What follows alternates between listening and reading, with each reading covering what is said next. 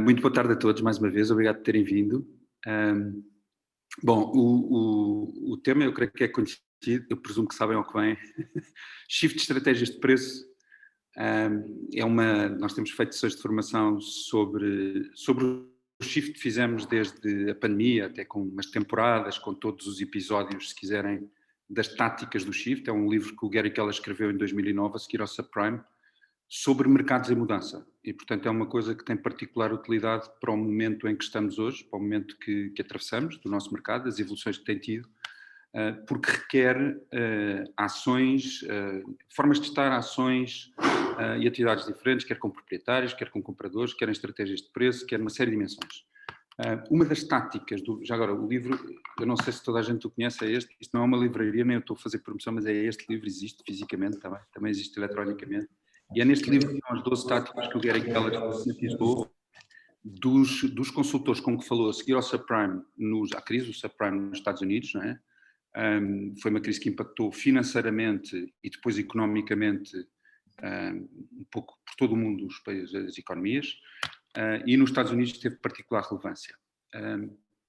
O que ele fez foi entrevistar um conjunto de consultores que tinham navegado bem durante a crise e prosperado depois dela, por fazerem as coisas certas, e foi precisamente isso que ele compendiou, se quiserem, ou estruturou no Shift, e por isso é um livro que tem, mais do que um livro em si mesmo, tem tido um conjunto de ensinamentos e de abordagens que nos têm sido particularmente úteis neste período, porque vimos a atravessar. A apresentação de hoje incide precisamente sobre como têm sido as anteriores. Esta é a tática 7 do livro, Estratégias de Preço. Portanto, falar do que é o mercado em mudança, e depois fazemos sempre uma atualização daquilo que são os indicadores do nosso mercado. Os indicadores económicos, de procura, de evolução dos preços, etc., com o objetivo de vos proporcionar, digamos, instrumentos para suportarem aquilo que são as vossas conversas com os vossos proprietários e compradores, porque a interpretação com base em indicadores concretos é sempre diferente. A interpretação, as perspectivas de evolução, o aconselhamento que fazem aos vossos clientes é sempre diferente de fazê-lo com base em coisas concretas do que em modo, eu acho que eu olho ligeiramente, não sei muito bem quando. A chamada axiologia. Acho que a axiologia, a gente gosta mais de factologia e, portanto, é isso que procuramos fazer, digamos. Eu vou fazer, na próxima hora, espero, vou partilhar convosco, fazer uma coisa que é partilhar o ecrã, porque vou deixar-vos ver. Já não vos vejo todos, mas assim vou ver ainda menos, e, portanto, o que eu vos digo é até já. Está bem? Eu já volto daqui a bocadinho. Deixa eu ver se eu consigo aqui. Vou desaparecer, mas já volto. Já.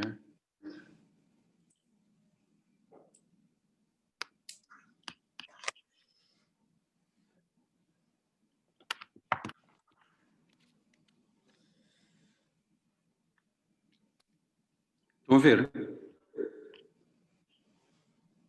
Estão a ver o ecrã? Não.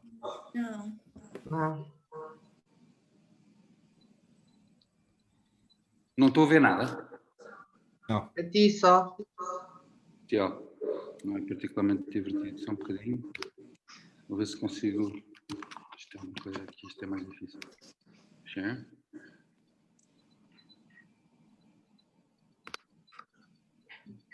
Não conseguem ver, não estão a ver nada agora? Não. Ainda não, Afonso. Não. Temos aqui um problema.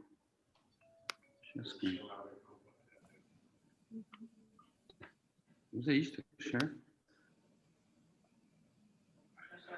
Agora Já sim. está? Ok, obrigado. Desculpem lá, mas eu nunca tive grande jeito para regis. Deixa-me lá ver se eu consigo agora. Crença limitadora, diz aqui alguém na sala. Bestial. Estão a ver o ecrã? Não, estamos a ver o Afonso. Não, já estamos a ver o Vamos a ver o ecrã, sim. ecrã. Sim. Estão a ver? Estamos. Sim. Estratégias de preço com um livro lá. Sim? Agora sim. Sim. Estou a estar difícil. Deve estar a fazer na sala de formação. Não importa. Vamos avançar. É aquilo que vos disse há bocado. Portanto, vamos falar sobre a estratégia número 7, estratégia de preço do Shift. Caramba. Isto está difícil.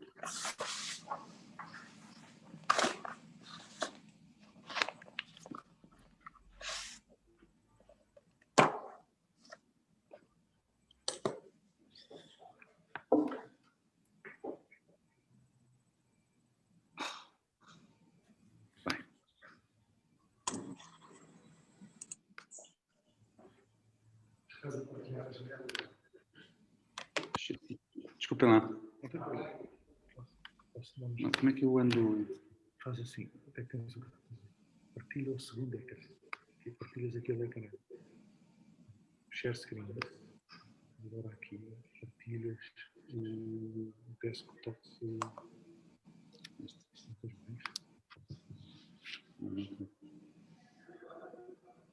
Se que eu vou fazer ali. Não, deixa estar. Tu partilha isto.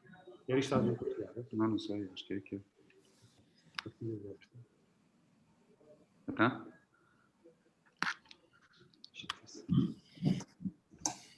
Estão a ver o ecrã ou não? Agora. Então? Sim. Agora deixa lá ver se eu consigo avançar aqui. Mas é que se calhar estão a ver só isto. Estás a ver aqui ou... Não, isto não está a resultar. Eu vou-vos pedir um minuto de atenção. Desculpem lá, de paciência, eu vou mudar de sítio. Desculpem lá. Podes desligar exatamente. Não vou... Partilhas agora.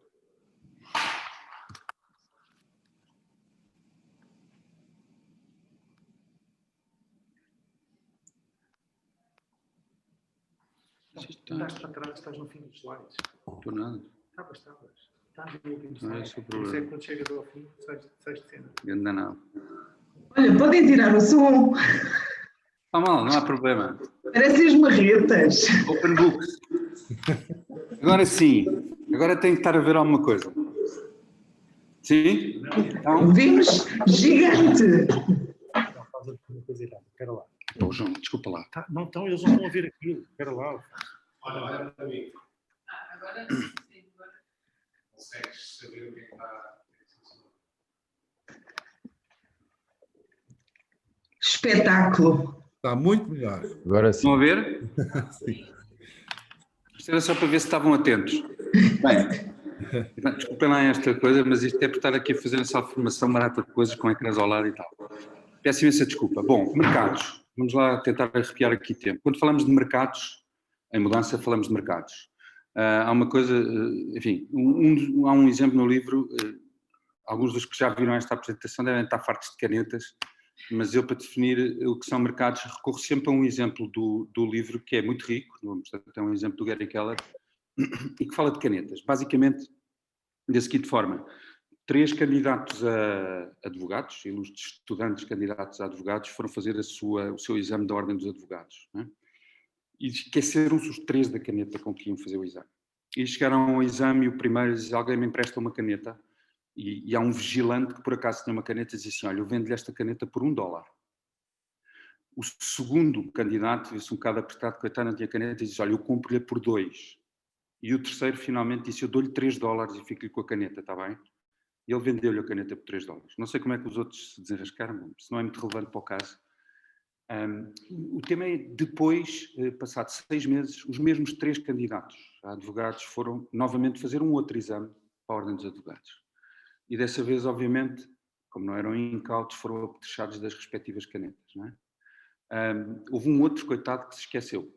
Os vigilantes tinham visto naquilo uma excelente oportunidade de negócio. E, portanto, o vigilante que vendeu a caneta por $3 levou até várias para vender. E houve outros colegas dele que fizeram exatamente a mesma coisa. Assim, vai alguém esquecer-se com certeza da caneta. Entraram no exame e aqueles 3 coitados tinham a caneta, coitados não, ainda bem para eles, tinham a caneta e portanto nada aconteceu. E o tal que se tinha esquecido, que era um outro, disse: se alguém tem uma caneta que me empreste, o vigilante todo contente, ainda bem que eu trouxe, se eu vendo-lhe esta caneta por $3. Mas como havia outros vigilantes, um outro vigilante disse: não, olha, eu vendo-lhe a minha se quiser por 2. E um terceiro disse: eu vendo-lhe por 1. Isto, aquilo que ilustra, é um exemplo quase pueril, é infantil o exemplo, Mas a verdade é que aquilo que ilustra é o funcionamento do mercado. O mercado funciona de acordo com a lei da oferta e da procura, depende da quantidade de produto existente no mercado, das expectativas dos atores em cada instante, e daquilo e portanto o valor dos ativos é diretamente influenciado por estas duas variáveis. Os mercados foram inventados muito antes de nós falarmos sobre eles, de haver teorias sobre como funcionam, foram inventados e é a lei da oferta e da procura que funciona. O imobiliário não é diferente de todas as outras áreas e há uma coisa que é absolutamente certa, quer dizer, é que a procura é um motor, porque se só houver oferta e não houver quem compre, não há negócio para ninguém, não é? Portanto, não se concretizam simplesmente negócios. Portanto, é da quantidade de compradores que existe, do seu interesse, da sua apetência, os comportamentos, o ritmo, a velocidade da ação dependem de cada momento, de cada contexto de mercado. No caso da caneta, em 6 meses alterou-se completamente a percepção do que é o valor de um determinado ativo, naquele caso uma caneta. Não é?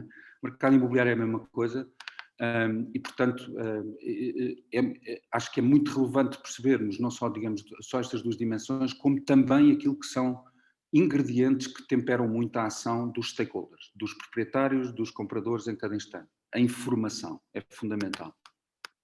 O mercado funciona como uma balança, aqui nada de novo, não vou dar a teorizar sobre isto. E no imobiliário, o mercado favorável aos proprietários, que é aquele em que tudo sorri aos proprietários, o proprietário põe a casa à venda e basicamente no dia seguinte ou na semana seguinte, etc., está vendido. Porquê? Porque há muita procura no mercado, há muitos compradores estimulados, motivados a achar que estão a fazer excelentes negócios, comprarem hoje, vendem daqui a 2 anos por mais 20% ou 30%. Portanto, há mais compradores, mais interessados e, portanto, o produto desaparece. Há menos casas no mercado, há menos estoque, se quiserem, porque o produto escoa. E com isso o que é que acontece? Lei da oferta e da procura, os preços sobem, são pressionados em alta.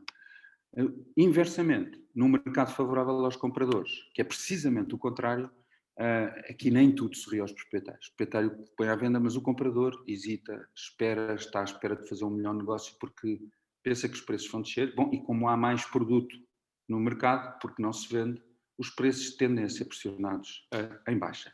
É muito simples. Não?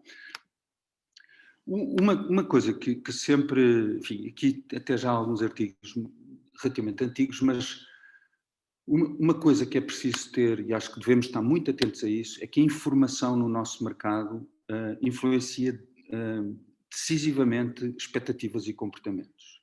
E a informação que temos no mercado, enfim, para quem é mais atento pode interpretar, analisar indicadores, etc., mas ela é tipicamente baseada em notícias da comunicação social, dos meios especializados do setor, e as notícias são tipicamente coisas que têm, como qualquer notícia, letras grandes, as dos títulos, e depois letras pequenas, que são aquelas que descrevem verdadeiramente o conteúdo das coisas. Querem exemplos? Isto é de 2019. Em 2019, toda a gente falava de dizer assim, os preços das casas usadas vão baixar de certeza, porque como se recordarão, em 2017 e 2018 tivemos um crescimento muito significativo do valor dos imóveis em Portugal em geral, muito rebocados por Lisboa em particular, e portanto os preços aumentaram de uma forma muito significativa. Pleno mercado de proprietários, o tal em que tudo sorri ao proprietário, o proprietário põe à venda, a coisa vende-se e tal. Bom, chegámos a um ponto em que se previa, bom, está tão alto que agora as casas vão com certeza baixar de valor. E isto era, a avaliação bancária estava no valor mais alto desde o primeiro trimestre de 2018, falava-se inclusivamente de uma bolha imobiliária, portanto que podia haver uma bolha, é uma situação em que não há sustentabilidade no preço que é pedido face ao ativo, digamos, que está a ser vendido, como aconteceu no subprime. Nunca foi o caso. Vamos ver, já agora, as interpretações que vocês estão a ter aqui só vinculam o personagem que está neste momento a proferi-las, está bem? As notícias são factuais, mas as interpretações são nossas.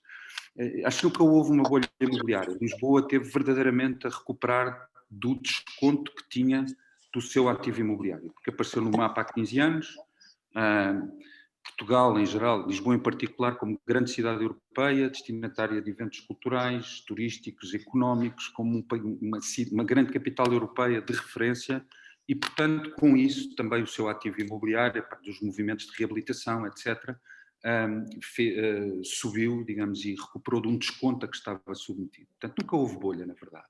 Que é a mesma coisa, isto depois regional, os preços das casas. Mas reparem, uma outra notícia, esta é interessante, da Moody's. A Moody's, por acaso, foi um dos atores que fez uma previsão agora muito recentemente para a evolução dos preços para o ano que vem em Portugal e nos países da Europa, a Moody's dizia não, os preços vão continuar a subir até 2020. O que é que acham que um proprietário que diz assim, vão baixar e depois vê, não, vão continuar a subir, o proprietário só olha para esta notícia, porque aquilo que ele vê é aquilo que lhe interessa mais ver, se vão continuar a subir, então o meu imóvel vai valer mais. E, portanto, é preciso interpretar estas coisas sempre em contexto. As notícias são quase sempre parciais e hiperbólicas.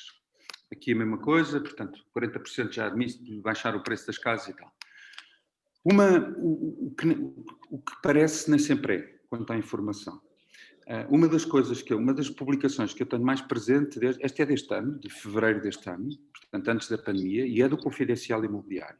E o título desta notícia era Preços das casas em Portugal termina 2019 a subir 15,8%. O que, de acordo com os números do Confidencial Imobiliário, era rigorosamente verdade, porque nós tivemos aqui janeiro de 2019 e aqui dezembro de 2019, este gráfico é do Confidencial Imobiliário, realmente o declive desta reta é de 15,8%. Okay? Os preços subiram de janeiro a dezembro, tiveram esta variação. A verdade é que talvez tivesse valido a pena olhar para aquilo que era a tendência já desde janeiro de 2018. Nós estávamos, na verdade, com um movimento de estagnação daquilo que eram os preços de mercado, a equilibrar de alguma forma aquilo que tinha acontecido nos últimos 2 a 3 anos, desde 2016, 2017 e 2018, em que houve crescimentos muito, muito significativos. Não é? E, portanto, é preciso olhar não só para as letras gordas, digamos assim, mas para aquilo que as notícias depois descrevem. E, normalmente, depois nas letras pequenas está uma justificação mais equilibrada e factual das coisas. Isto era um outro survey também do Confidencial Imobiliário, do Portuguese Housing Market Survey, que mede tendências, e tinha exatamente a mesma tendência, digamos, refletida. Mais exemplos de notícias, enquanto quer-se falar nisto, mesmo é sempre preciso interpretar. Vocês, se não se lembram, enfiámos-nos todos em casa de dia 13 para 16 de março.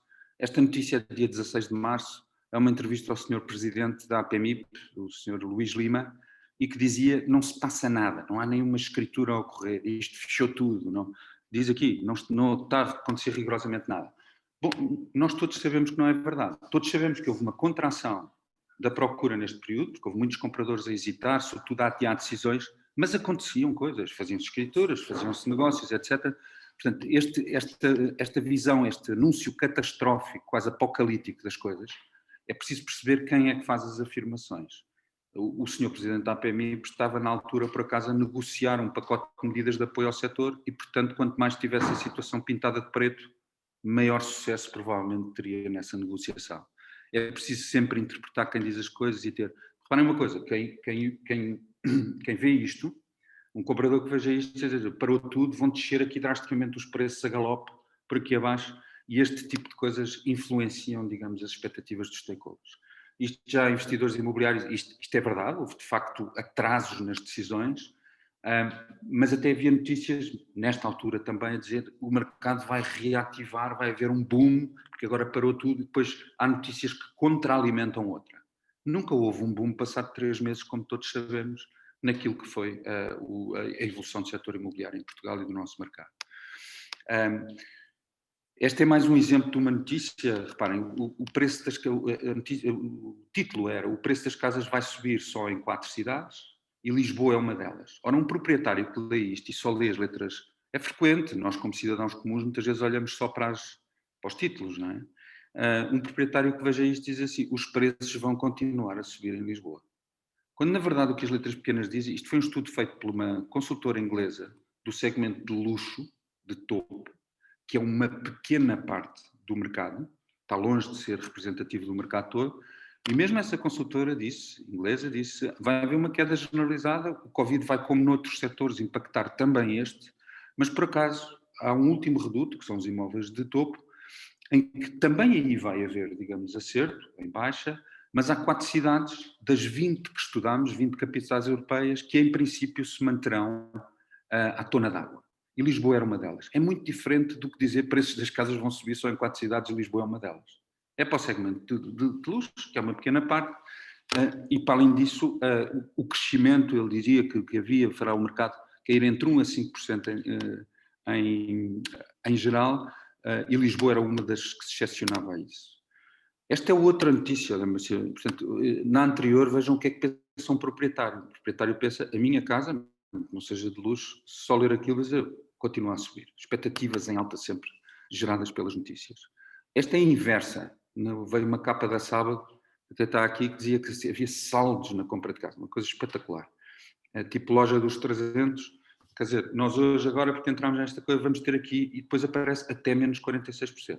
Um comprador que veja isto diz assim, se calhar vou conseguir ter descontos no mínimo de 20% a 30%, e portanto vou esperar, porque vai acontecer, digamos que isto vai evoluir e vou ter aqui descontos bombásticos, e este tipo de notícias informa expectativas e depois acaba por influenciar comportamentos dos atores no mercado, quer de proprietários, quer de compradores. É claro que nunca houve, nem dentro desta notícia havia, nem dentro desta revista havia, que eu tivesse visto nenhum que tivesse tido uma descida de 46%. E depois, quando nós falamos de descidas, uma coisa é o preço que se pede e a correção desse preço, outra coisa é o desconto de negociação para ter um preço de venda. São duas coisas diferentes.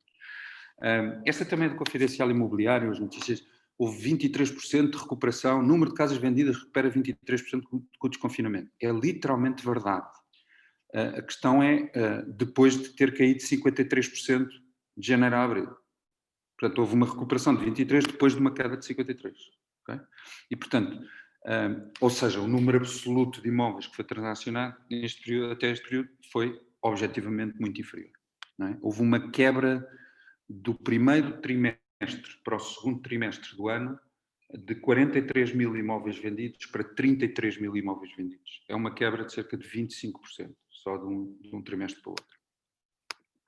Bom, eu com isto falo-se no livro, não é? Que há três tipos de mercados, há o mercado de proprietários, o mercado de compradores e depois o mercado que é quase teórico, que é o mercado de transição, em que se passa de um para o outro. Os mercados proprietários, já vimos, são aquilo que é aqueles em que tudo sorri ao proprietário, portanto ele põe à venda, e o próprio mercado, pela procura acrescida, pela motivação dos compradores, trata de fazer subir o preço, como vimos inicialmente. O mercado de compradores é o contrário, temos compradores hesitantes à espera do negócio da China, do Eldorado dos saldos, e portanto hesita, não compra, e o produto fica, não escoa e tende a perder valor, porque há mais oferta no mercado. Mais oferta, preço inferior, em princípio. E o mercado de transição é aquele em que há uma certa estagnação de transição de um mercado para outro.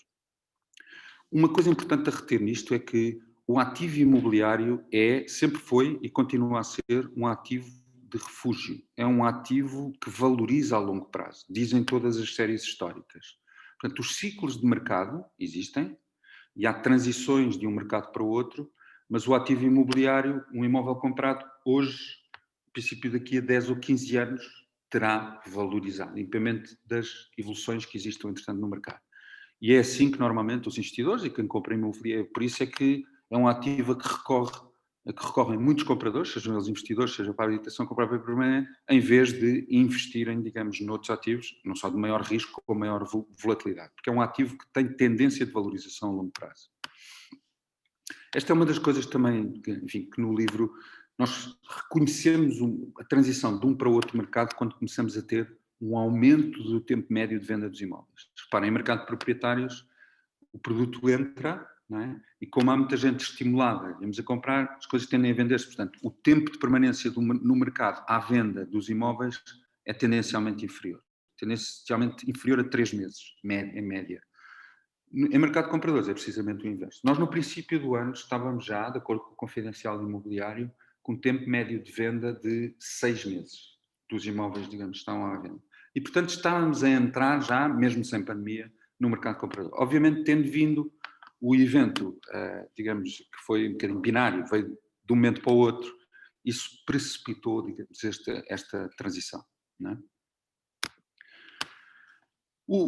Ainda em termos de estratégias abstratas de pricing, então onde é que está o sweet spot? Isto é um conceito, digamos, que está apresentado no livro, o gráfico é artesanal, mas o que é importante, creio eu, é o conceito. Qual é que é o preço certo, entre aspas? Não tenho nenhuma conotação com o programa, não se preocupem.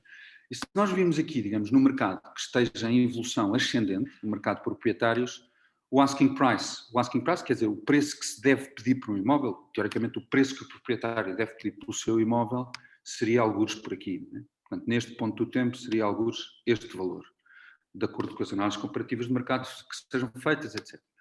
O que é que acontece, contudo, se o proprietário dissesse não, eu acho que o meu imóvel vale mais que isso e, portanto, eu quero não este valor, mas este valor.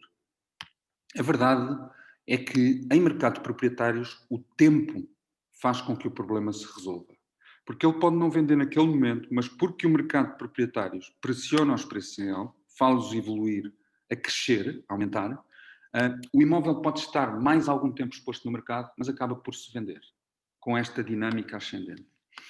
Portanto, o mercado de proprietários, se quiserem, é um mercado em que o vento está pelas costas. Em que não é preciso grande ser, que a gente até pode angariar fora de preço, e se calhar não vendemos hoje, mas uma vez que o mercado tende a crescer em termos de preços, vendemos amanhã porque o nosso imóvel que estava fora de preço neste momento de tempo passa a estar dentro do mercado, dentro do preço neste momento.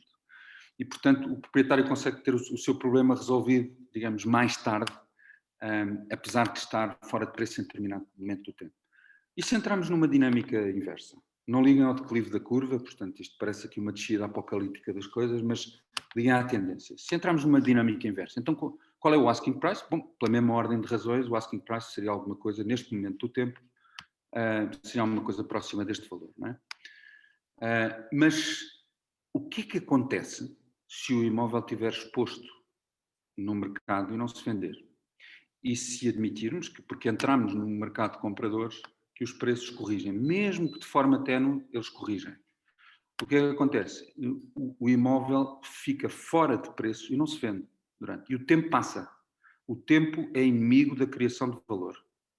Em mercado de compradores, claramente. Em mercado de proprietários até nem é bem o caso, porque o tempo até pode ter ajudado aquele proprietário a vender mais caro do que poderia fazê-lo hoje, só pelo facto de o fazer mais tarde. Em mercado de compradores, isso não existe. Porque se o mercado corrige, mesmo que tenha um momento, o que o proprietário que esteja à espera para corrigir o seu preço vai fazer é andar a correr atrás dos gaps. O tempo passa e ele anda a correr atrás de gaps de mercado, de intervalos. O delta entre o valor que ele pede, a diferença entre o valor que ele pede e o valor porque são vendáveis os imóveis semelhantes ao dele no mercado, vai aumentando. Não é? E ele depois anda a fazer uma corrida contra o preço que vai evoluir, digamos. Portanto, são completamente diferentes as dinâmicas em mercados de proprietários e de compradores. Na verdade, o sweet spot, o ponto certo, é estar à frente do mercado. Na verdade, estar à frente do mercado, se nós mesmo em mercado de proprietários estivermos ligeiramente à frente do mercado, significa que nós estamos a vender hoje, mas pouco tempo depois, por um valor ligeiramente superior. Aqui é a mesma coisa, aqui temos que estar à frente do mercado para ter já o nosso imóvel em condições apelativas de preço, para o tornar vendável quando a procura é menor, quando há menos compradores e, portanto, para os compradores escolherem aquele e não a maioria dos outros, digamos, que estão promovidos. Estar à frente do mercado é decisivo em mercado de compradores. Já agora, em mercado de proprietários, o maior valor possível que um proprietário pode obter por um imóvel não é necessariamente o preço que pede por ele agora, como vimos no caso anterior. Ele se calhar aqui pediu 400 mil euros e aqui acabou por vender por 500, porque a dinâmica de mercado pôs o seu imóvel dentro do mercado outra vez. Aqui, em mercado de compradores, é precisamente o contrário. O preço máximo que se pode ter em mercado de compradores, em tese, é claro que isto, depois há produtos e produtos, há situações específicas, etc. Mas em tese, o preço máximo que pode obter é o da proposta que tem hoje pelo seu imóvel. Uma proposta recusada hoje por um proprietário, feita por um comprador, ao seu imóvel, é um exercício de recompra a si mesmo, proprietário, do seu imóvel. Uma espécie de exercício de direitos de preferência a si próprio, recusando aquela, mas podendo perder a oportunidade para vender por esse valor durante os próximos tempos, porque o mercado tende a corrigir em baixo. Bom, isto são as dinâmicas abstratas de estratégias de preço que a tática 7 consagra. E agora o que procurava fazer era tentar, bom, e no mercado em que entramos e nós como estamos, o que é que devemos fazer? Como é que a coisa se está a comportar? Baixa muito, baixa pouco, ainda vai subir, como é que é? Bom, e para isso a primeira coisa que quero dizer é, nós continuamos a não ter bolas de cristal. Não temos, ainda não conseguimos onde encontrá-las, não conseguimos encontrar bolas de cristal. Mas baseamos-nos em previsões, e previsões de organismos independentes, fiáveis e equidistantes. Não é? E este é um primeiro dos elementos. Esta estimativa foi um estudo feito em maio, pela Standard & Poor's e pela OCDE, sobre a evolução dos preços de mercado do ativo imobiliário em vários países da Europa, em todos estes países da Europa.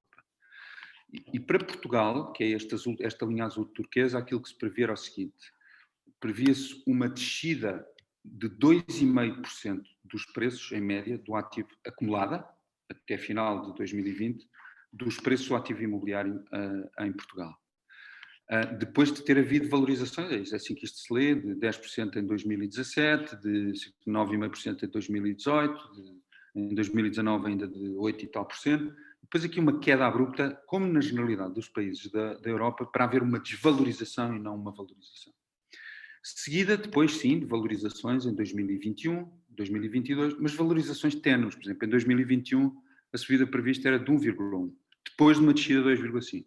Ou seja, não há uma recuperação do preço que os imóveis tinham antes de entrarmos neste ciclo, nem no final do ano que vem.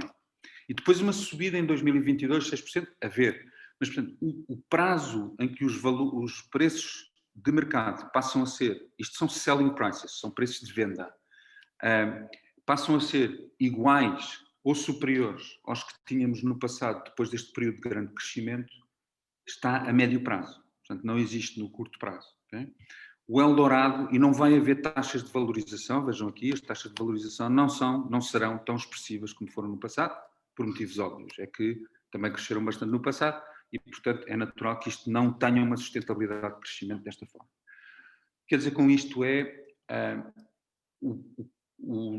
valorização, há um decréscimo e depois a valorização não vai ser nem tão agressiva, é muito mais branda, e os preços que tivemos no passado não vão voltar a estar na mesma durante a médio prazo, 2 anos, provavelmente. Okay? O que significa que quem hoje esteja a esperar para vender corre o risco sério de vir, depende do tempo que tenha para esperar.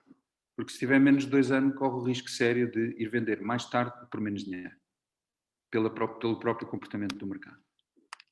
Já agora, esta previsão foi atualizada em outubro pela Standard & Poor's de forma mais ténue. Ou seja, a Standard & Poor's, que era um dos organismos que tinha feito, digamos, o estudo inicial, disse, não, a descida não vai ser de 2,5% pelo comportamento que o mercado teve até agora, não é?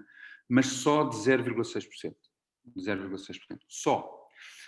O que, apesar de tudo, é muito diferente do que as valorizações que tivemos no ano passado de 8% e no ano anterior de 9% e de 10% e superior a 11%, etc. Ainda assim, mesmo havendo esta correção em baixa, neste caso, daquilo que é a redução do valor do ativo imobiliário, aquilo que se prevê é mais ou menos a mesma coisa. É que a prazo o ativo imobiliário não recupera o valor que tinha e, portanto, este período dos tais 1 ano e meio, 2 anos, em que os imóveis não valorizam seguramente, constitui um período que, a serem fator de espera para os proprietários, provavelmente os faz perder tempo e dinheiro se precisarem de vender antes desse prazo passar. No estudo anterior, já agora, aquilo que se prevê é sempre uma subida em 2021 dos preços, mas a Moody's veio baralhar isto tudo agora. Esta notícia é de 24 de novembro, portanto é muito recente, e a Moody's veio dizer que mesmo em 2021, que em 2020 se calhar até há uma manutenção, mas em 2021 há uma descida prevista de 2% do valor do ativo imobiliário, o que só confirma aquilo que estávamos a dizer há bocado. A prazo, e durante um período significativo, os imóveis estarão a valores inferiores àqueles que... O preço de venda dos imóveis terá um valor inferior àqueles que tinham no início de 2019, 2018, etc. Não é? Uma outra coisa que é importante sempre recuperar, este por acaso agora não está atualizado, temos aqui as evoluções até setembro, é a diferença entre o asking price e o selling price. Basicamente a diferença entre o preço pedido pelos proprietários, o asking price, e o preço de venda real dos imóveis. São coisas diferentes, não é? Eu bem posso pedir 400 mil euros, se só vender por 350, o que conta é 350. o mercado não funciona de expectativas, funciona de preços reais de venda. Não é? Mas as expectativas são altamente influenciadas por isto. Porquê? Isto são dados do Confidencial Imobiliário e a diferença, para terem uma ideia, todos os preços que estão para aí publicados nos portais imobiliários, do que vemos aí à venda, são os preços básicos, as angariações que existem. A diferença entre a média desses preços e os que são verdadeiramente vendidos, e o preço dos que são verdadeiramente, é de 21%. Okay? Portanto, a probabilidade de um proprietário internauta que se sente no seu sofá confortavelmente e faça Google T2 em Benfica ou moradia T5 em Cascais, seja o que for, ter preços de venda com base na pesquisa que faz, que são se calhar 20% superiores. Isto depois está aqui partido, está aqui detalhado por concelho. Portanto, isto varia de concelho para concelho. Em Lisboa cidade, por exemplo, era de 21,5%, mas a probabilidade de um proprietário ficar influenciado pelo que vê à venda em alta, em relação ao valor do seu imóvel, é enorme. E é enorme com esta dimensão, em média, 21%. Isto não quer dizer que os imóveis que se vendam 20% abaixo do preço porque estão promovidos. Porque, reparem, daqueles que estão tão altos em termos de promoção, acabam por nem sequer se vender, não é? Agora, os que se vendem têm, esses sim, uma taxa de negociação em relação ao preço que está a ser pedido, ainda assim de 6,5%, em média. É assim que isto se deve ler. O que é importante reter aqui é que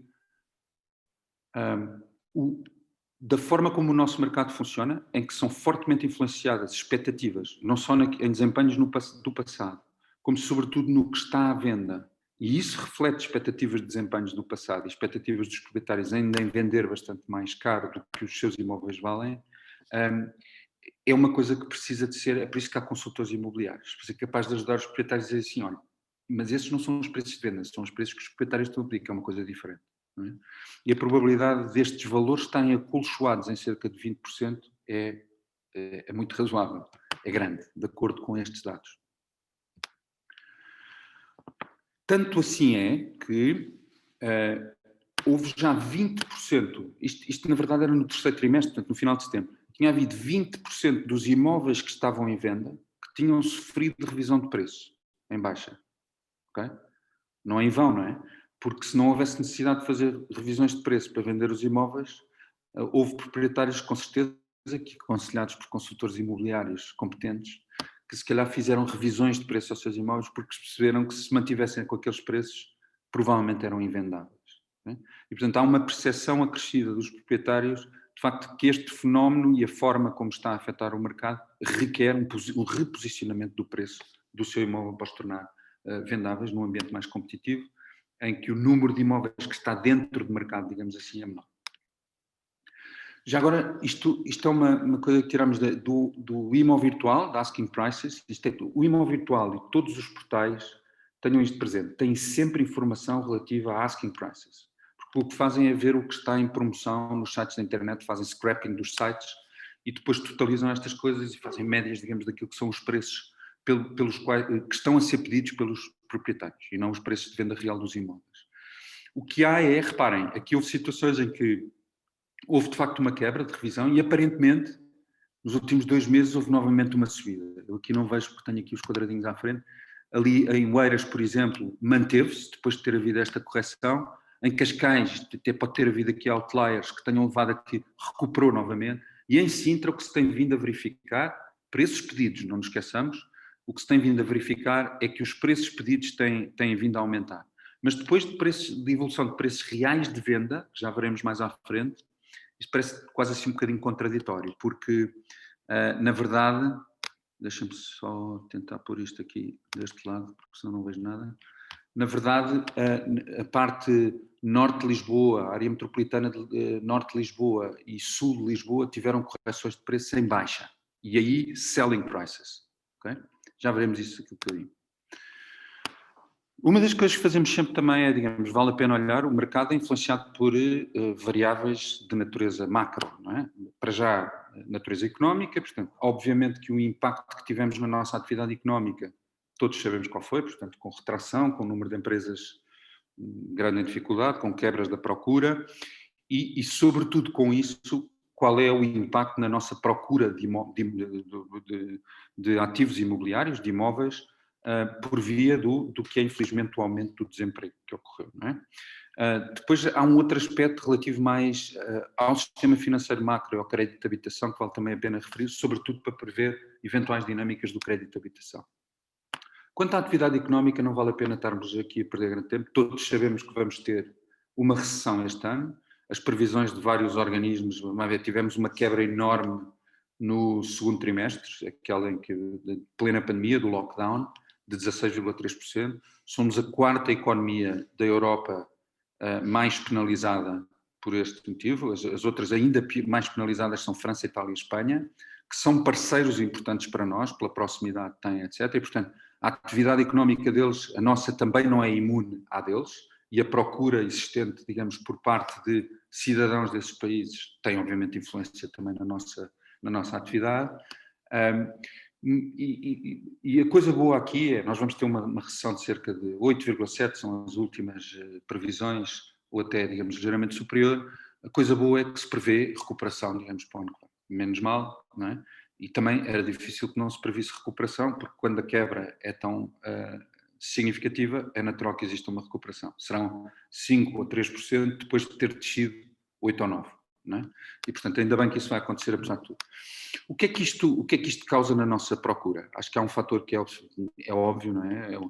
Infelizmente, nós temos tido, por esta quebra da atividade económica, um aumento do desemprego. Do desemprego verificado, oficial, já registado, junto do IFP e no INE.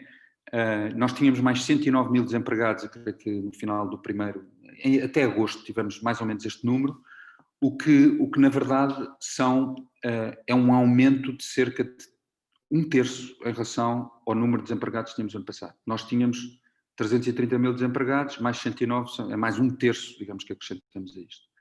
E na verdade aquilo que podemos estar perante, nós temos hoje, uma coisa são as estatísticas oficiais de desemprego, outra coisa são fenómenos que podem contribuir para o aumento do desemprego no relativo curto prazo, digamos nós. E são precisamente aquilo que se chama o layoff simplificado. O layoff simplificado foi uma medida, como sabem, de apoio ao emprego e à sobrevivência das empresas, a que muitas empresas recorreram e que na prática, não constituindo desempregados, aquilo que acontece é que as empresas que vierem, houve 22 mil destas empresas, para um universo de 240 mil trabalhadores que renovaram os pedidos de layoff que tinham pedido em abril. Portanto, em abril foram muito mais as empresas abrangidas por isto, felizmente deixaram de os pedir, o que significa que estão em melhor situação económica, mas houve ainda assim 22 mil empresas para mais de 240 mil trabalhadores. Ora, uma vez que isto permanece, depende muito da evolução, do que será a evolução da economia, do que, enfim, será ou não a falência de empresas deste universo, e portanto nós corremos o risco de ter no final do ano ou nos próximos meses, se calhar, quase o dobro dos desempregados que tínhamos o ano passado. 200 a 300 mil famílias com pelo menos um desempregado, o que obviamente impacta a nossa procura interna, sobretudo nos segmentos médio e médio-baixo, que são aqueles que são afetados mais por estes números do desemprego.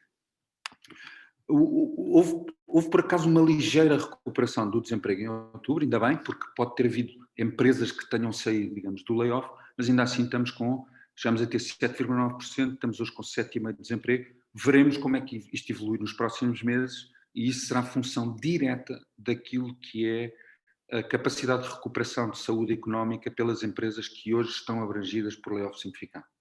E nós temos visto aí um pouco por todos os movimentos, em particular em vários setores, restauração, turismo, etc., que sabemos que têm sido mais impactados por isto e que terão, obviamente, um impacto naquilo que é a nossa procura interna.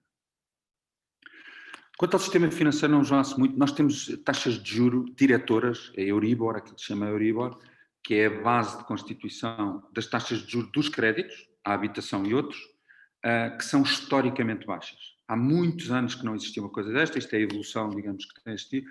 Já evoluiu novamente em baixa em novembro a taxa de juro a 6 meses, a Euribor a 6 meses, que é referência para muitos empréstimos, para menos 0,51%.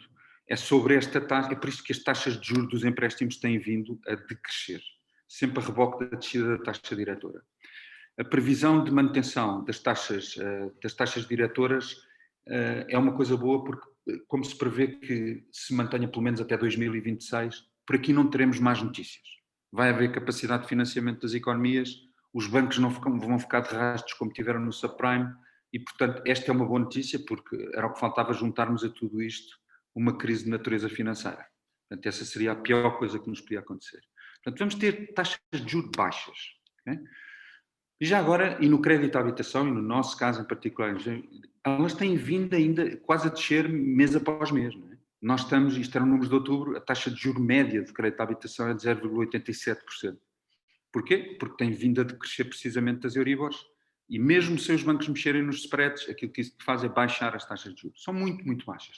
E ainda bem, isso tem sido, aliás, um fator, um balão de oxigênio para os particulares, digamos que têm e também à contração de novo crédito. Este é um indicador que enfim, não tínhamos, mas é um indicador com a mapear, as poupanças das famílias aumentaram. Não é? O que não é estranho, porque as pessoas, para já consomem menos, portanto tendem a gastar menos. Podemos pensar que isto resulta, quer dizer, também pode ser um fator, se eu poupo mais, é porque estou menos avesso a fazer investimentos em bens de longa duração. E, portanto, fico com mais dinheiro em casa. Se tinha alguns capitais próprios, deixa estar que agora fico com ele. Ou tem mesmo situações em que alguém que tenha sido forçado a vender neste período porque, enfim, deixou de ser proprietário para, por exemplo, passar a arrendar, aquilo que vão fazer com o resto do dinheiro é provavelmente mantê-lo para dias chuvosos, para dias com menos sol, não é? E, portanto, este indicador pode ser interpretado de várias formas. A verdade é que a poupança das famílias tem aumentado. Quanto ao crédito, e tendo isto em conta, há uma coisa que é decisiva, que são as moratórias de crédito. Foram pedidas 750 mil quase metade das quais em créditos à habitação.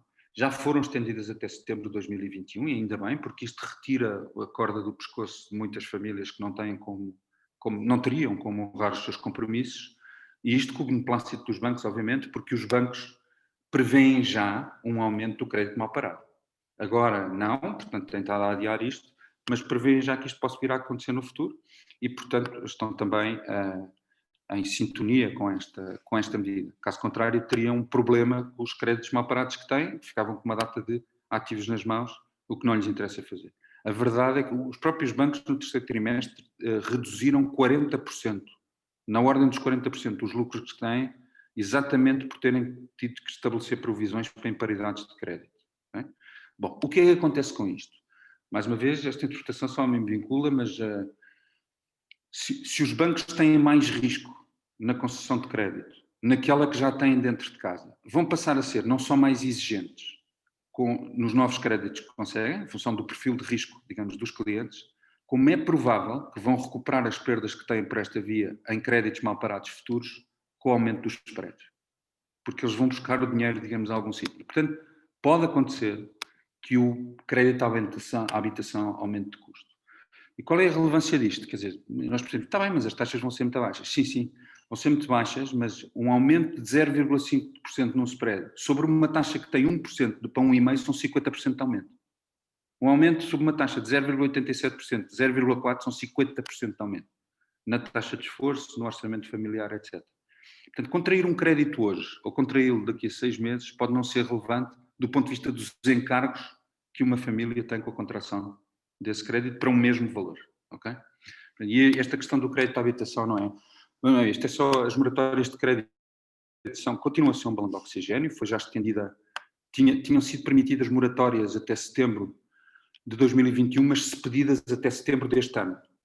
E, na verdade, isso foi aliviado. Portanto, é possível continuar a pedir moratórias com o beneplácito, neste caso, da entidade de supervisão bancária europeia, o que é uma boa notícia, apesar de tudo, para a economia portuguesa e, sobretudo, para as famílias que estão em maiores dificuldades, famílias e empresas que estão em maiores dificuldades neste momento.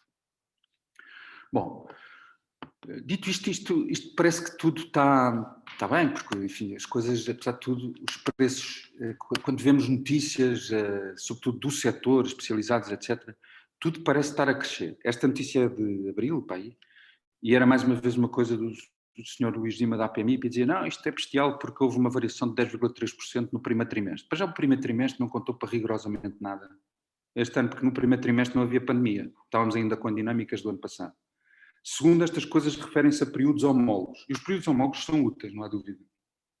Mas quando entramos no mercado com uma dinâmica diferente, não é a comparação com o que aconteceu o ano passado, pela mesma altura, que é mais útil. É a comparação com o que está a acontecer o mês passado, ou o trimestre passado. É incomparavelmente mais útil. Porque aí estamos a comparar mais, desculpa a expressão, alhos com alhos. É que a certa altura, quando estamos a comparar isto com o mês homólogo do ano passado, podemos estar já numa dinâmica completamente desfasada do mercado. Isto são notícias, esta lembro que é para aí de, olha, 17 de outubro, na membrada está aqui, no Expresso, estas são as notícias que depois informam as expectativas dos proprietários. Porquê é que os preços das casas não caem em tempo de pandemia? Quem ler isto e não lê mais nada do que aqui está, ou aliás, até ler mais algumas coisas, que há para pensar, bom, eu não vou, mas é nada corrigir o valor do meu imóvel, porque está tudo bem, eu vou vender o meu imóvel teimosamente pelo preço que já pensei no passado. Mas, quem ler isto até com algum detalhe, diz assim, não, houve uma variação de 7,8% em relação do segundo trimestre em relação ao segundo trimestre do ano passado. Para dizer assim, bestial, isto está a valorizar e não há nenhum problema a fazer. Estas coisas, depois, quando vemos o volume de transações, sim, houve uma recuperação. Nós até tivemos, como vos disse, eu agora não vejo aqui, tenho os quadradinhos à frente, mas houve uma recuperação do princípio do ano até abril, creio eu, de 53%. E depois sim veio a crescer. E houve uma recuperação, e ainda bem, no terceiro trimestre, do número de unidades vendidas, mas o número absoluto de unidades vendidas que nós temos, que tínhamos em setembro, ainda era inferior à que tínhamos em janeiro deste ano, ok? Já agora houve uma contração no número de unidades vendidas global este ano de cerca de 20%. Eram dados ou seja, há menos transações. Há menos transações, não é? Claro, porque se há retração de procura, há menos transações. Estes efeitos do desemprego, da retração de procura, etc., não podem passar imunes, quer dizer, não poderia haver aqui o milagre de continuar tudo a acontecer como lei da oferta e da procura. E por isso, quando nós vemos notícias destas, esta é já de novembro, preços das casas sobe 11, mais uma vez, sempre períodos homólogos. E no Porto 4% em Lisboa, 11% no Porto, Lisboa ainda caiu, mas depois vemos as declarações dos especialistas, digamos, o Ricardo Guimarães, que é o senhor do Confidencial Imobiliário, dizer, bom, há uma suspensão da valorização, os apoios ao layoff e às moratórias, enfim, são uma almofada, mas vamos ver até quando, se a pandemia se prolongar, etc, etc. Portanto, há sempre de uma forma relativamente ténue, nas letras pequenas, uma interpretação que já indicia tudo aquilo que estamos aqui a dizer. Vai haver uma correção, digamos, dos preços de mercado. Mas há sempre um discurso muito cauteloso. As avaliações bancárias são sistematicamente um indicador que não necessariamente, pelo menos, é equidistante, porque são temperadas com o interesse dos bancos em conceder crédito, não é? Portanto, as avaliações bancárias continuarem a subir, subiram 3 euros por metro quadrado em outubro, em relação ao mês anterior. Bom, vale o que vale, prefiro olhar para dados de vendas reais e evolução de preços reais do que olhar para os valores das avaliações bancárias. Porque elas podem, aliás, estar a ser avaliadas, eles agora, os bancos estiverem a olhar mais para o perfil e com mais cuidado para o perfil dos clientes, podem estar a ser avaliadas também de forma diferente, no sentido de concederem crédito a quem acham que pode tê-lo e que não lhes constitui risco adicional. O próprio presidente da Associação de Avaliadores Bancários disse, bom, mas os próximos meses poderão mudar esta tendência, porque o desemprego, etc. Exatamente a mesma coisa. Houve, como vos disse, houve uma descida expressiva no número de casas vendidas, sobretudo no segundo trimestre, claramente, e depois houve uma recuperação a seguir a isso. Estes são os números, aqui temos números da área metropolitana de Lisboa, do Porto e do Algarve. A da esquerda é de Lisboa, vejam, o que aconteceu foi isto, portanto tivemos uma retração muito grande da procura, 30% em média, aqui em relação ao segundo trimestre, desde o princípio do ano, e depois recuperámos no terceiro trimestre, portanto até setembro, mas ainda assim estamos abaixo do número de unidades vendidas que estávamos a vender. E estas aqui desapareceram, não é? Estas desapareceram, portanto foram vendidas menos estas, se quiserem. Isto é exatamente, se quisermos uma perspectiva de mais longo prazo, aquilo que foi aqui um cisne negro que aconteceu aqui, este V de descida e de quebra expressiva do número de unidades vendidas. Retração da procura. E os preços? Bom, os preços é que parece uma coisa esquisitíssima, não é? Porque continuavam a aumentar desde o princípio do ano, isto dados reais, de selling prices, e o primeiro mês em que houve uma evolução negativa dos preços foi julho deste ano. Porque nós tivemos esta evolução, se olharmos para isto agora já um bocadinho à distância, nós fomos acompanhando isto mês a mês, o primeiro semestre foi ainda de subida. Porquê? Nós tivemos aqui, reparem, Isto é janeiro, fevereiro, março. Houve uma subida de 1,2, seguida de uma de 1,8, depois de uma de 0,4, 0,5. Neste trimestre, aqui não havia pandemia, não é? Portanto, aqui, dinâmica mais ou menos normal do mercado, aqui começou a haver valores de valorização inferiores, já mais tenues do que os tínhamos no princípio do ano. Bom, há aqui uma coisa que é seguramente verdade, é que houve preços que foram formados antes da pandemia e que influenciaram negócios fechados depois. Todos sabemos que as escrituras às vezes fazem a 60 e a 90 dias, etc., para negócios contratados antes, não é? Bom, o que é que acontece? Quando este lag, se quiserem, este período de deslize deixou de acontecer, começou a haver correção, não é? E nós tivemos a primeira descida de 0,2, depois ainda houve uma ligeira subida em agosto e depois uma descida significativa de agosto para setembro de menos 2,1, preços médios para todo o país, não é? E já agora de setembro para outubro, não está aqui, mas isto foi acrescentado, não tínhamos o gráfico, foi de 0. Portanto, se quiserem, depois de ter descido 2,1% não houve variação. De setembro para outubro a coisa ficou por este valor, certo? E quer dizer, nunca se sabe o que é que vem aí, nem em novembro, não há dados disponíveis agora, mas não seria difícil de intuir que se calhar em novembro vai haver nova correção. E a correção, muito previsivelmente, não será em alta. Pode ser em baixa. E dizer a mesma coisa, exatamente pelos efeitos que vimos do que é este impacto na procura. Já agora em relação aos... Aquilo eram números nacionais. Lisboa, curiosamente, tinha-se mantido até setembro com uma valorização ainda de 0,8 acumulada. Ok? De 0,8 acumulada. Mas já havia taxas de variação. Isto é Lisboa cidade. E isto é a área metropolitana de Lisboa Norte. Isto é... Loures, Amadora, área metropolitana Amadora, Sintra, portanto estamos a falar, digamos, estas coisas, e por isso quando estamos a falar que aqui houve uma redução média de 1,5% na área metropolitana de Lisboa Norte, em Cascais e Oeiras de 3%, na área metropolitana de Lisboa Sul de 3,5%. O número absoluto de imóveis que se vendem aqui é superior ao que se vende aqui. Lisboa é uma cidade, mas Lisboa tem 500 mil habitantes, 400 mil habitantes, não é? E portanto... e a área metropolitana tem 2,5 milhões. E, portanto, é preciso olhar para isto com alguma... Obviamente que há geografias diferentes e comportamentos diferentes também em função da zona em que... Já agora, isto é exemplificativo disto. Isto são as freguesias, se quiserem, de Lisboa, cidade, e nós temos comportamentos diferentes nestes períodos das freguesias, por exemplo, Carnide, Santo António, Alcântara, partes aqui houve descida, ok? E aqui houve subida. Por acaso nós estamos no epicentro das subidas, é bestial. Misericórdia, Campolide, Estrela, Belém, Santos e Restelo, estão a ver? É o sítio para estar. Mas basicamente, digamos, isto são números médios naturalmente. Atenção, tenham atenção, há segmentos e segmentos, há produtos e produtos, há situações específicas e situações específicas. Isto são as tendências, ok? Aquilo que o mercado nos diz. As rendas são um indicador muito importante. Tinha havido já em julho uma revisão de 25%, não era de 25% do valor, em 25% dos imóveis que estavam à renda, que estavam para arrendar, houve 25% deles que baixaram o valor da renda, ok? E com estes valores, digamos, com estas correções em termos de asking price.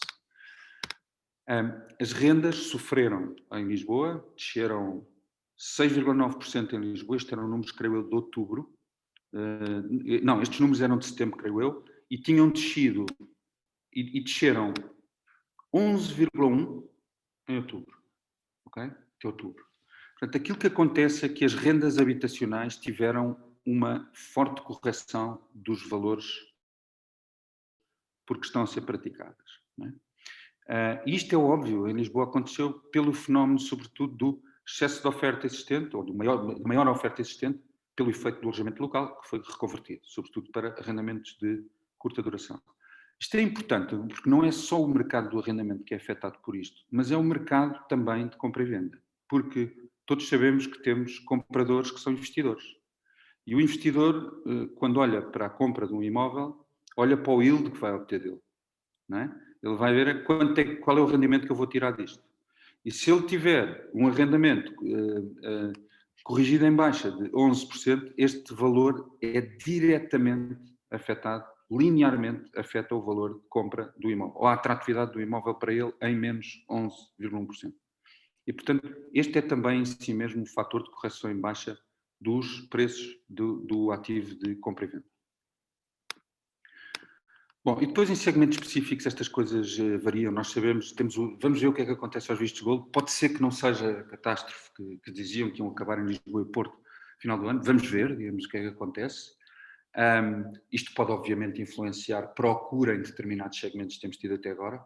97% dos vistos de gold nos últimos anos foram atribuídos em Lisboa e Porto, a imóveis, enfim, a cidadãos que queriam comprar imóveis em Lisboa e Porto, portanto é uma perda, é uma pena se fizermos, porque o impacto estudado na economia desta medida são menos 700 milhões de euros para a economia nacional por ano, diretamente por isto, é imposto, investimento, etc.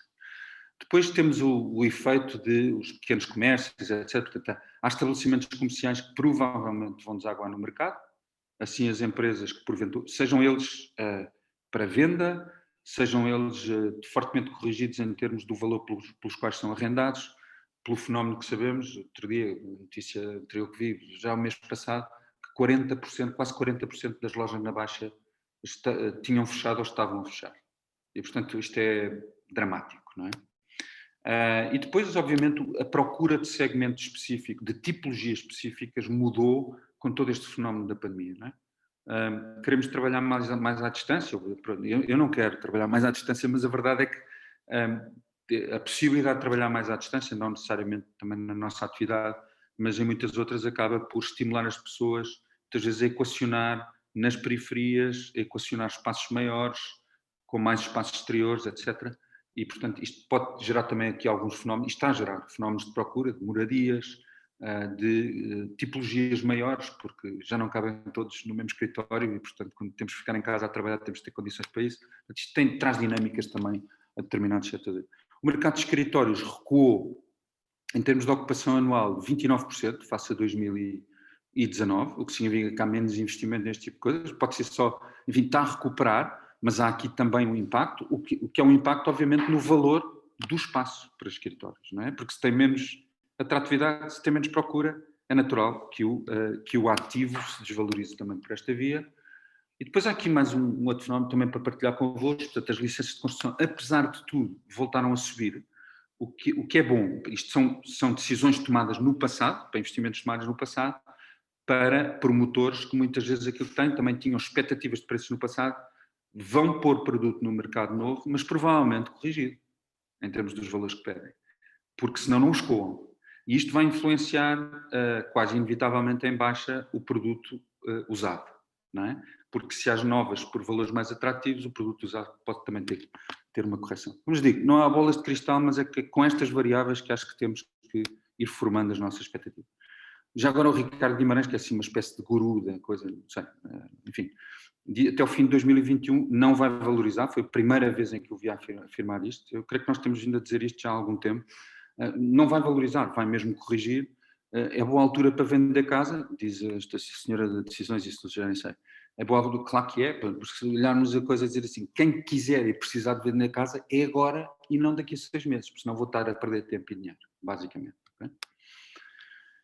Bom, se quiséssemos finalizar isto, lembrem-se desta previsão inicial, menos 2,5% de correção, na verdade foi corrigida para, em termos acumulados, 0,6% de correção. Se olharmos para a correção que a Moody's fez já para 2021 de 2%, se nós tivermos uma subida real de 3,4% até setembro, com base nos números que tivemos, e se temos uma previsão de descida acumulada até final de dezembro, até o final deste mês, de 0,6%, então significa que vamos descer 4%, não é até o final do mês. Aqueles dados eram de outubro, mas, portanto, poderia pensar-se que há correção até final do ano dos preços. E é assim, e vai ser até final de dezembro. É pouco relevante se é até final de dezembro ou não. É muito expectável que seja até o final, se calhar, do primeiro trimestre. Vai haver correção em baixo. Não é possível, simplesmente, quer dizer, se isso acontecer, ótimo, mas e depois crucifiquem a figura em anexo, mas é quase impossível que não haja uma correção em baixo, desta ordem de grandeza. A coisa boa é, como veem, não é expressiva. Portanto, para os compradores que estão à espera do Eldorado, de vou ter aqui um saldo de menos 20% ou menos 30%, não existe tal coisa. Okay? O que significa que para os proprietários que queiram Vão esperar, estão a perder tempo e dinheiro, mas também para os compradores, que estejam a esperar à espera do saldo, que estejam à espera do saldo, sobretudo se forem recorrer a crédito, se o crédito é mais caro, ou pode ser mais caro, eles têm que usar para o total, têm que olhar para o total, custo total do negócio. Eu posso comprar 2 ou 3% mais barato, mas depois estou a meter um crédito dentro de casa com um esforço mensal durante os próximos 30 anos da minha vida, que é superior em 50% àquilo que podia ter se contratasse o crédito agora. Portanto, é preciso fazer as contas desta forma. Está bem? Agora perdi aqui a seta. Bom, isto é, recuperando, digamos, aquela dinâmica que vimos, se nós vimos, se assumirmos que há sempre um delta entre o asking price e o selling price, em todos os mercados, mesmo em mercados proprietários, as dinâmicas são completamente diferentes, não é? Porque se eu tiver posto o imóvel à venda aqui, neste momento, o problema resolve-se mais tarde, como vimos com o tempo, não é? Porque eu tenho isto aqui, era este o valor que se vendia, está bem, mas o mercado trata sozinho de me apanhar, não é? E, portanto, eu vendo mais tarde, mas vendo na mesma. Em mercados de compradores, sobretudo quando nós temos um delta, o tal que vimos, entre o que está à venda, os valores de venda, e aquilo que é o preço real de venda, de cerca de 21%, então o que é preciso fazer é corrigir, é trazer para a realidade, para a vendabilidade, aquilo que são os imóveis que estão a ser promovidos a um preço claramente superior e que a entrada em dinâmica de mercado de compradores torna ainda o fosso mais agravado se nada se fizer. E para os novos, naturalmente, estar à frente do mercado, como vimos. Como vimos, a melhor proposta que temos hoje para o imóvel pode ser a melhor que temos daqui para todo o sempre, não é para todo o sempre, mas durante algum tempo, enquanto estivermos em mercado de compradores. Por isso vou esperar para ver, a pergunta de ouro é quanto tempo é que tem para esperar, senhor proprietário. Se tiver 2 anos, espero. Se não tiver, se precisar de vender antes, este é o melhor momento, pelos motivos que vimos. Não vai estar a perder tempo e dinheiro. E os compradores, vou comprar mais barato, está bem. Não vai haver saldos, esqueça. Não há cá lojas dos 300, nem vai ter. Atenção ao custo do crédito, se for recorrer a crédito, porque isso pode ser penalizador para si. Uma das coisas, estou quase a terminar, prometo, até porque acho que já me estou a alongar demais, e comecei a atrasar. A preço ou fora dele. Há uma coisa no Shift, no livro, que é muito interessante, que é, há sempre 2 mercados, sempre, sempre. Há o que esteja dentro de mercado e fora de mercado. No caso do mercado imobiliário, os imóveis que estão dentro de mercado são aqueles que, para a sua tipologia, características, localização, têm preços semelhantes aos outros semelhantes e são mais apelativos porque estão com preços melhores do que aqueles que, com as mesmas características, têm preços superiores. Okay? Comparar igual com igual, mas com preços superiores. O tema é que estar dentro ou fora de mercado, em mercado de proprietários ou de compradores, são coisas completamente diferentes. Porque, como vimos, estar dentro de mercado, em mercado de proprietários, é razoavelmente fácil.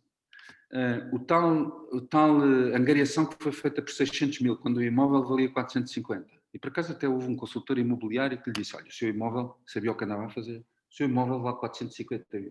Nem pense nisso, eu quero 600 mil. Nem pensar no vento. O meu imóvel vale 600 mil. Pois às vezes houve demasiada gente, se calhar, ajudada no passado, a chegar lá porque queria fazer angariações. O seu proprietário, 600 mil, de caras. Tome lá o CMI, assinamos já, e depois vende um ano depois. E ainda fica com uma medalha como se tivesse feito um trabalho espetacular. Pois, estar dentro de mercado, em mercado de proprietários é fácil, com o vento pelas costas. Mas estar dentro de mercado, em mercado de compradores, é isto que significa. É que se não estivermos com o preço certo, a fazer angariações a preço, ou a fazê-las ainda ligeiramente acima de preço, mas fazer um seguimento inicial, regular, fundamental, durante a fase inicial de promoção do imóvel, a de maior frescura e eficácia, as 4 a 6 primeiras semanas, com o proprietário para rever estratégias de preço, corremos o risco de pôr o proprietário a correr atrás do preço, como aquilo que vimos, as escadinhas de andar a recuperar gaps, ok? E não vender o seu imóvel. São dinâmicas completamente diferentes. E o mercado de compradores é muito mais exigente, desde logo na competência dos consultores imobiliários, a aconselharem o seu proprietário e serem capazes de lhe dizer, atenção, aquilo que está a fazer, se quiser ter um lindo produto caro na montra, é bestial, mas só está a brilhantar a montra. O que se vende são os outros das mesmas características que estejam a preço. Bom, isto nunca tirei a zebra. Esta zebra é de estimação, que é o tema vai ali uma chita, que é o animal mais rápido do planeta. Vocês acham que a zebra alguma vez a vai apanhar? Nunca na vida. Nunca. Pode correr o que quiser. Porque a zebra, a chita, para além disso, não se cansa. Isto é um bocadinho, não deixem O proprietário pode andar a correr atrás dos preços, não os agarra. Se não se puser à frente deles, não os agarra. Esta zebra só pode, eventualmente, com um coice, neutralizar aquela chita se alguma vez estiver à frente dela. Não é? É a mesma coisa que os mercados de espelho. Isto são conclusões, basicamente, acho que temos ainda a falar nisso. Há uma coisa que é assim, o mercado ser mais exigente não quer dizer que nada aconteça, pelo contrário. Os nossos resultados dos últimos meses têm vindo a demonstrar isso. Nós temos tido resultados melhores do que tínhamos no primeiro trimestre, sempre, consistentemente, porque os consultores estão a fazer aquilo que há sempre quem precisa de comprar e vender. Em tempo de vacas magras, as vacas não morrem, também comem, só que são só os melhores fornecedores de rações que lhes dão de comer. É basicamente disso que se trata. E, portanto, temos que ser os escolhidos para o fazer e fazer bem o nosso trabalho. E está à frente do mercado, não chega à fotografia atual, como é que isto está. É preciso temperar isto com as previsões de evolução e de direção. O estudo de mercado é hoje mais importante que nunca, porque é uma âncora de confiança e das expectativas do proprietário e do consultor. É a forma de vocês provarem ao vosso proprietário. Eu disse-lhe que isto valia isto e terem um argumento para, com indicadores de procura, seguimento regular nas fases iniciais de promoção, na primeira semana, na segunda semana.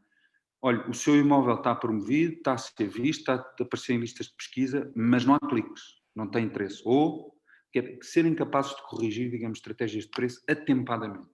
Okay? Portanto, este seguimento regulado da promoção, com base no estudo de mercado, nos indicadores de procura concretos que vão existir, é absolutamente essencial. Acabou o tempo, sei que ele alguma vez existiu, mas acho que sim, em que a primeira conversa que se tinha, o seu proprietário pomos à venda, 3 meses depois, olha, como é que está? E depois ver como é que... Quer dizer, não dá. Este mercado não se compadece com esse tipo de esperas. E, finalmente, isto é um fetiche antigo, mas eu sempre preferi factos do que acho, não é? Porque o acho toda a gente é capaz de dizer. Acho que vai subir, acho que vai descer, mas quando? Não daqui a muito tempo e tal. É diferente. 2 anos, 4%.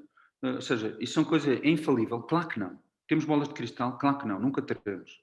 Mas pelo menos temos indicadores. E são indicadores equidistantes. OCDE, Standard & Poor's, Confidencial Imobiliário, INE, são organismos independentes, equidistantes e factuais. Usem isto para... Pronto. Isto, já está a dizer, isto não é uma ameaça, amigos. Como, aliás, os últimos meses têm vindo a demonstrar. Isto é uma oportunidade. Porque para quem tiver a fazer... Isto está no shift. Quem tiver a fazer o seu trabalho, os consultores que o façam, mantendo o seu volume, aumentam a sua cota. Se o mercado tem menos volume, tem menos negócio, há menos negócio, quem mantiver a sua cota, quem mantiver o seu volume de negócio, está a aumentar a sua cota. E isso é um sinónimo de expansão harmónica do volume por manutenção da cota num cenário em que a coisa recupera. Portanto, quem estiver a fazer bem agora vai estar ainda melhor quando houver recuperação. Okay? Portanto, é decisivo pelos 2 motivos. É uma oportunidade e não uma ameaça. E, no fundo, aquilo que isto diz é planear com base onde estamos, é planear com base onde achamos que isto vai. E é assim, digamos, que a coisa... Eu não tenho mais... Eu já estou farto de vos maçar. Eu vou tirar esta coisa, que é para ver se deixo de me sentir sozinho. Está bem? E ver se vos volto a ver por aqui. Já nem sei... Obrigado, quer dizer, e obrigado pela vossa paciência desde já. Como vos digo, eu sinto-me muito sozinho quando estou a fazer estas coisas, só vejo 2 quadradinhos aqui ao lado. Estou aberto a perguntas, naturalmente. Todas as que tenham. Nada, obrigada. Afonso, eu tenho uma mensagem para vocês, do Paulo Duarte. Ele, por motivos pessoais, não pôde estar presente na reunião e manda um abraço a todos. Ok, obrigado. Manda um abraço ao Paulo também. Está bem, ok. Mais alguma pergunta ou algum comentário, sugestão, o que entendam? Se eu souber responder, estou a vosso dispor. Afonso, posso? Sim, bom, viva, estás bom? Falou-se há bocado numa das notícias que é da questão dos Golden Visa, mas continua-se a ver esse dilema, não é? Os Golden Visa, aquilo que eu devo dizer que já tive... bom, como é que isto aconteceu? O Bloco de Esquerda propôs aquilo, não importa muito, o Bloco de Esquerda foi o grande mentor, digamos a coisa. O Bloco de Esquerda depois votou contra o orçamento, como se sabe, perdeu também algum espaço de intervenção nesta matéria. Não sei exatamente como é que está, nem sei o que é que foi agora publicado na Lei do Orçamento de Estado, que presumo que esteja a ser agora finalizada. Eu tenho alguma esperança que possa haver recuo em relação a isto, mas não sei. A manter-se como está, o que acontece é todos os vossos clientes que queiram Golden Visas até ao fim do mês. Portanto, apressem. Se tiverem alguns, digam-lhes, olha amigo, vai acabar. Podem dizer na mesma, mesmo que não acabe, pode dizer, olha, sabe, há o risco de acabar até ao fim do mês. Portanto, apressem a coisa. Os Golden Visas não desaparecem, direcionam-se para o interior do país, que acho que objetivamente do ponto de vista da procura vai ser diferente. Mas há bons produtos também no interior do país, não são os mesmos mercados, vamos ver o que é que é. Vamos ver. Vamos ver, quando tivermos... Boa tarde, é Margarida Inácio. Eu ainda sou uma rookie aqui, eu nem sei como foi a minha formação, mas por acaso estou aqui a ouvir e estou com a última edição da Exame, que fala precisamente nos Golden Visa, tem aqui um artigo sobre os Golden Visa. E fala nisso no interior, na reabilitação do interior, portanto parece-me que vão apostar no investimento a nível do interior do país, uma vez que as cidades já não estarão com essa facilidade em aceder ou seja, os estrangeiros que vêm, portanto, comprar casa em Portugal, é o que ia dizer. Depois de 5 anos a ajudar quase 70,5 de estrangeiros a virem viver. Isto é do CEO da CLEA, portanto, que está a fazer este artigo.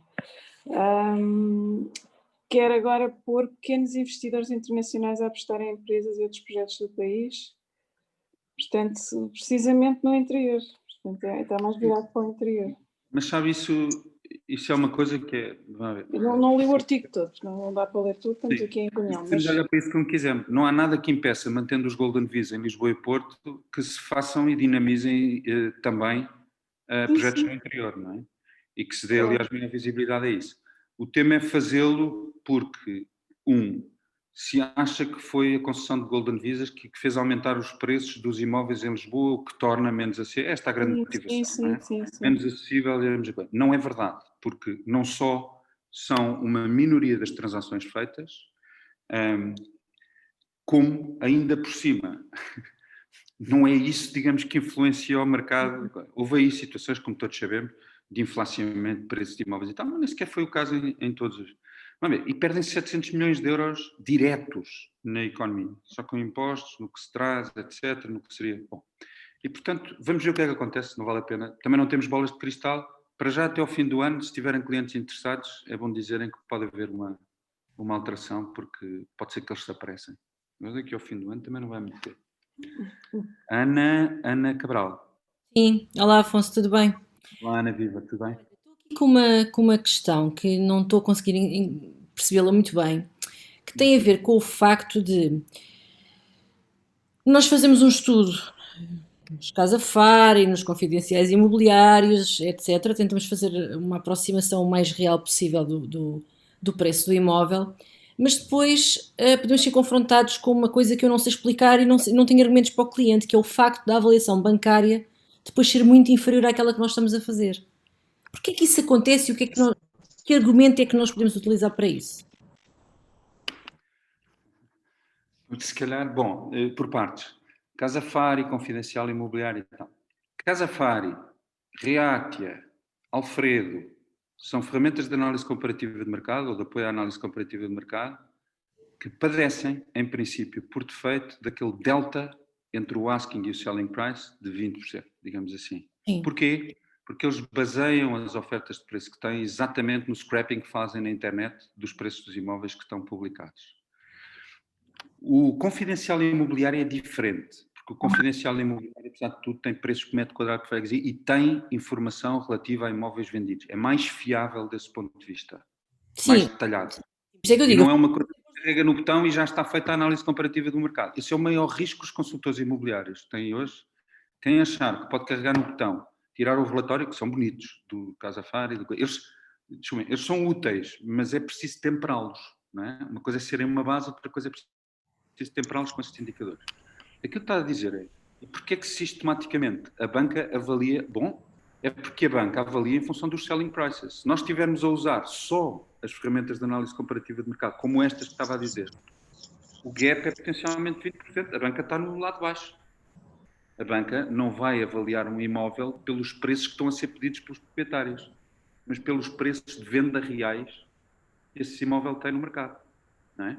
Mas ao consultor imobiliário já estou a ter acesso a essa informação, não é? Já estou a ter uma visão mais realista. No confidencial imobiliário, sim.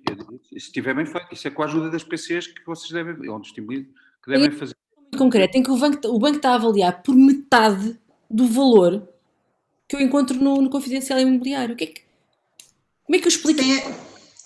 Isso tem a ver, Ana, com o risco que o banco está a correr ao emprestar o dinheiro. Isso. O banco É que aí há várias coisas. Desculpa, eu acho que esses casos concretos depois devem ver com cada uma da... Tem a ver com a taxa de esforço do cliente, tem a ver com vários fatores. Claro. É que o imóvel, então. Tem a ver com o imóvel, mas tem a ver essencialmente quem é o cliente. Por isso é que nenhuma avaliação é igual à outra. Tem a ver com aquilo que o banco quer emprestar àquele cliente e qual é o risco que ele está a correr no empréstimo. Ok. Então, para o mesmo imóvel, os bancos podem fazer duas avaliações completamente diferentes? Completamente diferentes. Eu já tive disparates que nem vale a pena agora comentar, mas nunca há uma avaliação igual para o mesmo imóvel. Ok. Deveria, mas por isso é que eu digo que o indicador da avaliação bancária é um indicador que é sempre influenciado, quer queiramos, quer não, pelo interesse do banco em conceder. Ok? Portanto... Obrigada. Mais perguntas? Ou, desde que não sejam muitas, que eu tenho uma reunião geral daqui a bocado, parece. Eu queria só comentar esta última dúvida da colega. Eu acho que faz sentido as avaliações serem diferentes, precisamente porque os clientes são diferentes e têm riscos, têm níveis de risco diferentes para a instituição bancária. Portanto, é natural que as avaliações sejam de acordo com o cliente, portanto, com a pessoa que vai adquirir o imóvel, com os seus rendimentos, portanto, penso que faz sentido, por acaso não? aí, obrigado, Margarida, pelo comentário. Por acaso aí, permita-me discordo. A avaliação devia ser sempre igual. Eu estou a lançar isto sem saber. Para ser um indicador fiável, devia ser sempre igual. Exatamente. Outra coisa é o scoring de risco que aquele cliente tem, que é uma coisa diferente. Para este imóvel, 150 euros, eu assim empresto e assim não, que são coisas diferentes. Porque isso tem a ver com... Agora, não se pode alterar, não se devia alterar aquilo que é o valor da avaliação para encapotadamente estar a introduzir, digamos, aquilo que é o scoring de risco do cliente, que é uma coisa diferente, não é? Okay. Mas enfim, isso é... Penso Procurem que façam os PCs que vos ajudarão incomparavelmente mais do que eu, mesmo que queira fazê-lo toda a vida para estas coisas que elas sabem. Eu penso que isso advém também da crise do subprime. A partir daí, o risco de emprestar aos particulares tornou-se mais... Ou seja, as instituições bancárias tornaram-se mais atentas ao risco inerente. Claro, isso já vem daí. E depois relaxou. E agora vai apostar outra vez. Obrigada.